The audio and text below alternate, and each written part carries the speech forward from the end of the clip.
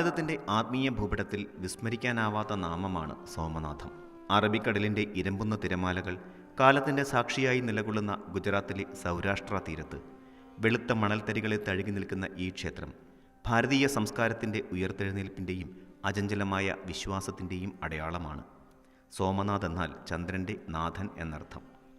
12 ജ്യോതിർലിംഗങ്ങളിൽ ഒന്നാമത്തേതായി വാഴ്ത്തപ്പെടുന്ന ഈ പുണ്യകേന്ദ്രം തകർച്ചകളിൽ നിന്ന് തളരാതെ ഓരോ തവണയും കൂടുതൽ ശോഭയോടെ പുനർജനിച്ച ചരിത്രമാണ് നമുക്ക് മുന്നിൽ വെളിപ്പെടുത്തുന്നത്. കപില, ഹിരൺ, സരസ്വതി എന്നീ 3 നദികളുടെ സംഗമസ്ഥാനമായ ത്രിവേണി സംഗമത്തിലാണ് സോമനാഥ ക്ഷേത്രം സ്ഥിതി ചെയ്യുന്നത്. പടിഞ്ഞാറൻ കടൽത്തീരത്തെ ഈ ഭൂമിശാസ്ത്രപരമായ സ്ഥാനം ക്ഷേത്രത്തിന് ഒരു വശ്യമായ സൗന്ദര്യം നൽകുന്നു. പ്രകൃതിയും ദൈവികതയും ഇവിടെ പരസ്പരം ലയിക്കുന്നു. പുരാണങ്ങളിൽ പ്രഭാസഖണ്ഡം എന്നറിയപ്പെടുന്ന ഈ പ്രദേശം മോക്ഷദായകമായ ഒന്നായാണ് കരുതപ്പെടുന്നത്. കടൽക്കാറ്റിൽ കലരുന്ന ശംഖനാദവും മന്ത്രോച്ചാരണങ്ങളും ഭക്തനെ മറ്റൊരു ലോകത്തിലേക്ക് ആനയിക്കുന്നു. ഭൗതികമായ അതിരുകൾക്കപ്പുറം ഈ ക്ഷേത്രത്തിൻ്റെ സ്ഥാനം ഒരു നിഗൂഢത കൂടിയാണ്. ക്ഷേത്രമുറ്റത്തെ ബാൺ സ്തൂപം വിരൽ ചൂണ്ടുന്നത് അന്റാർട്ടിക്കയിലേക്കാണ്. സോമനാഥിൽ നിന്ന് ദക്ഷിണ ധ്രുവം വരെ കരഭൂമികളൊന്നുമില്ലാത്ത നേർ രേഖയിലുള്ള പാതയെ ഇത് സൂചിപ്പിക്കുന്നു. പുരാതന ഭാരതീയർക്ക് ഭൂമിശാസ്ത്രത്തിലുണ്ടായിരുന്ന അഗാധമായ അറിവിൻ്റെ സാക്ഷ്യമാണിത്. സോമനാഥിൻ്റെ ഉൽപ്പത്തിയെക്കുറിച്ച് മനോഹരമായ ഒരു പുരാണ കഥയുണ്ട്. ദക്ഷ പ്രജാപതിയുടെ 27 പുത്രിമാരെയാണ് ചന്ദ്രൻ അഥവാ സോമൻ വിവാഹം കഴിച്ചത്. എന്നാൽ ചന്ദ്രന് രോഹിണിയോട് മാത്രമായിരുന്നു പ്രത്യേക സ്നേഹം.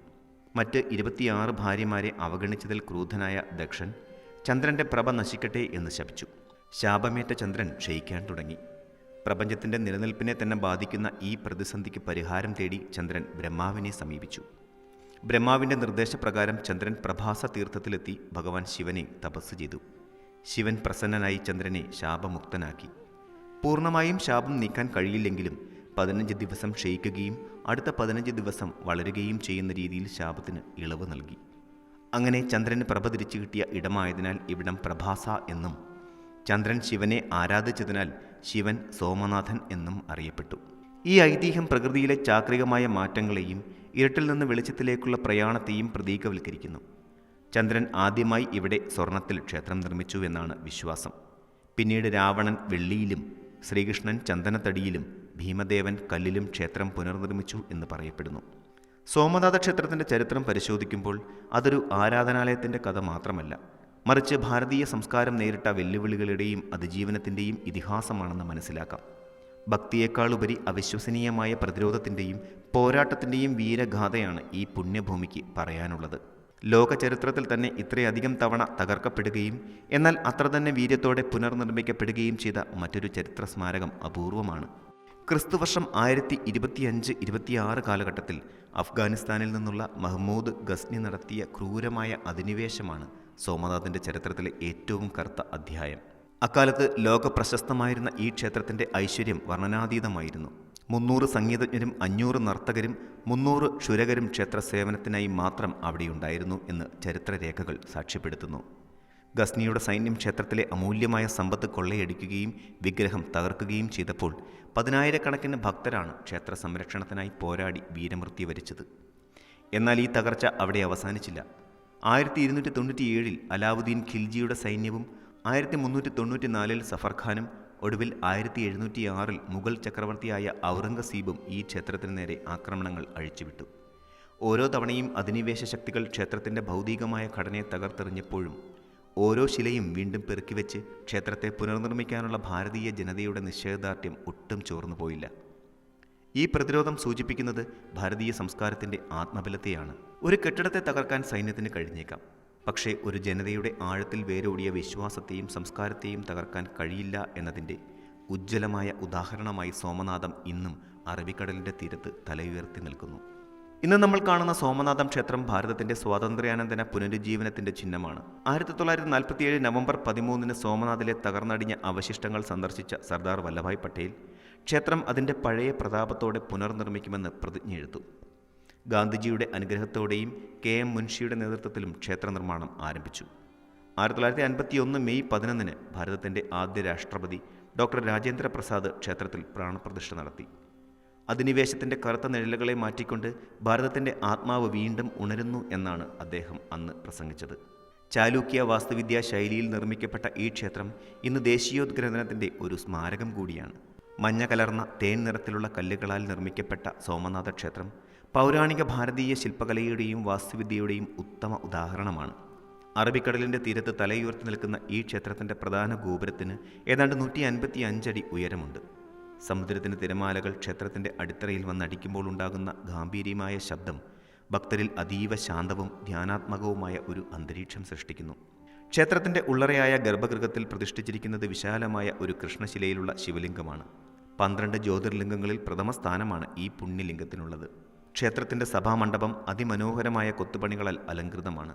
ഇവിടുത്തെ വിശാലമായ ഹോളും തൂണുകളിലെ സൂക്ഷ്മമായ കലാവേലകളും ഏതൊരു സന്ദർശകനെയും അത്ഭുതപ്പെടുത്തും.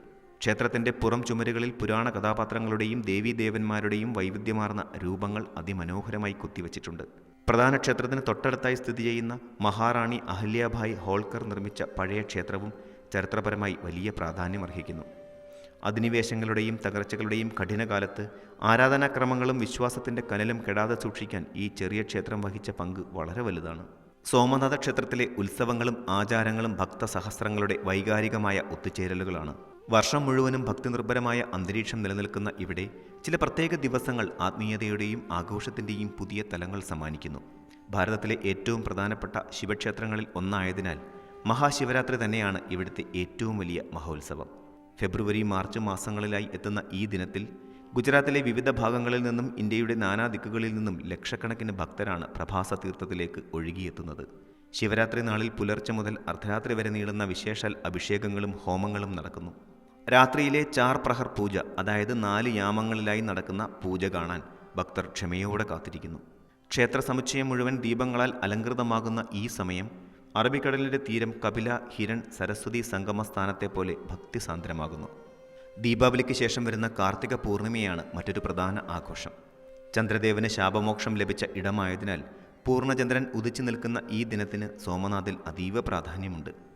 പൗർണമി നാളിൽ കടൽ തീരത്തെ കാറ്റും ക്ഷേത്രത്തിലെ വിശേഷാൽ ദീപാരാധനയും ഒരു അത്ഭുതകരമായ കാഴ്ചയാണ്. ഈ സമയത്ത് സോമനാഥ മഹാദേവന്റെ സവിശേഷമായ അലങ്കാരങ്ങൾ ദർശിക്കാൻ ഭക്തർ എത്തിച്ചേരുന്നു.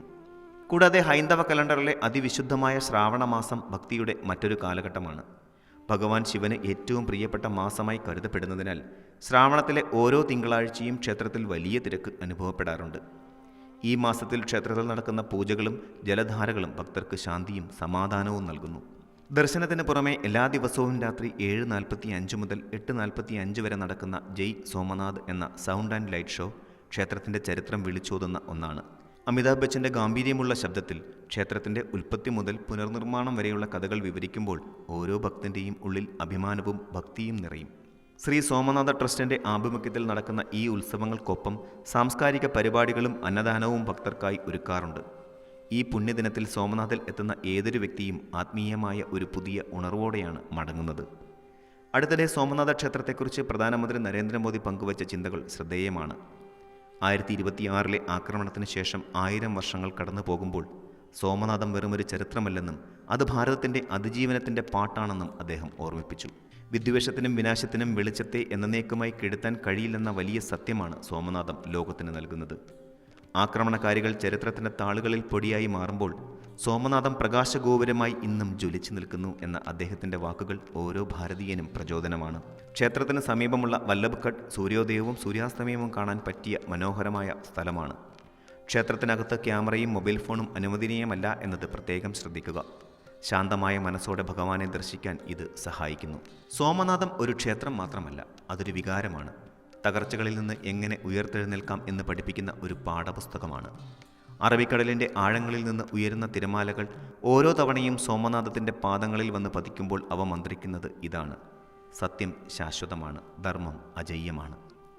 നമ്മുടെ വരും തലമുറകൾക്ക് കൈമാറാനുള്ള ഏറ്റവും വലിയ സമ്പാദ്യം സോമനാഥം പ്രതിനിധാനം ചെയ്യുന്ന ഈ അചഞ്ചലമായ വിശ്വാസമാണ്. ഭാരതത്തിൻ്റെ ആത്മാവിനെ തൊട്ടറിയാൻ ആഗ്രഹിക്കുന്ന ഏതൊരാളും ഒരിക്കലെങ്കിലും ഈ പുണ്യതീരത്ത് എത്തേണ്ടതുണ്ട്. അവിടെ ആ വലിയ ശിവലിംഗത്തിന് മുന്നിൽ നിൽക്കുമ്പോൾ നാം തിരിച്ചറിയും, നമ്മൾ കേവലം വ്യക്തികളല്ല, മറിച്ച് സഹസ്രാബ്ദങ്ങളുടെ പാരമ്പര്യമുള്ള ഒരു മഹത്തായ സംസ്കാരത്തിൻ്റെ ഭാഗമാണെന്ന്.